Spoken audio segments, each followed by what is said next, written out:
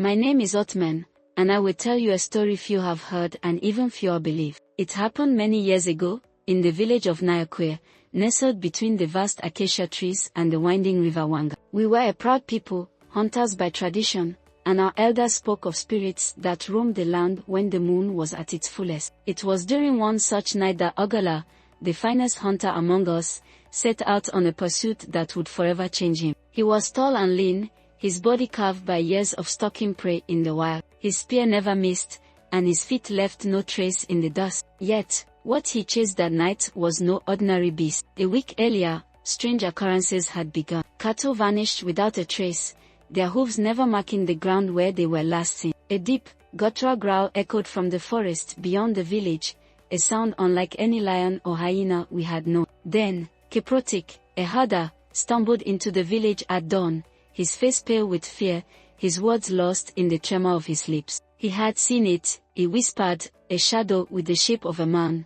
but eyes like burning embers. The elders gathered under the great baobab tree. They burned sacred herbs and called upon the spirits for guidance. The message was clear: something unnatural stalked our land, and it needed to be stopped. Ogola, being the bravest, volunteered to track the creature. He left that night, armed with his spear, a bow, and the blessings of the village. I was among those who followed him at a distance, for though we were afraid, our curiosity was greater. We watched as he moved through the dense brush, his steps careful, his ears attuned to the whispers of the night. Hours passed, and then, suddenly, a scream tore through the darkness. It was not Ogala's scream but something else, something that sent chills down our spines. We rushed forward, our torches casting flickering light upon the trees. We found Ogala standing in a small clearing, his spear raised, his face frozen in an expression of horror. The creature stood before him, and though my mind rebels at the memory, I must speak the truth. It was tall,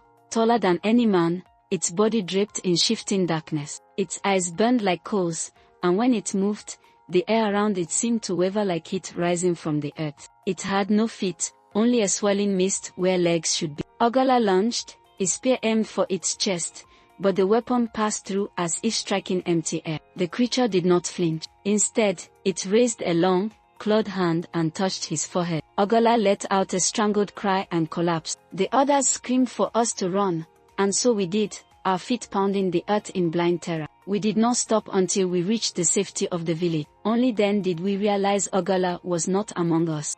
Dawn came, and we found him sitting by the river, staring at his reflection. His spear lay beside him, untouched. When we called his name, he turned, and the man we knew was gone. His eyes, once full of life, now held a hollow emptiness. He never spoke again, never hunted again. He merely sat, watching his own shadow as though it held secrets none of us could understand. The elders said he had been touched by something beyond our realm, a thing that should not be pursued. The spirits had marked him, and his fate was sealed. Days turned to weeks, then months, and one evening, when the sun melted into the horizon, Ogala walked into the forest and never returned. Since that night, none in Nyakwe have dared to hunt alone under the full moon. The elders still speak of Ogala, warning the young hunters not to chase shadows, for some things in the dark do not wish to be found. I tell you this, not to frighten you, but to make you understand, the world is full of mysteries, and some hunts are best left unfinished.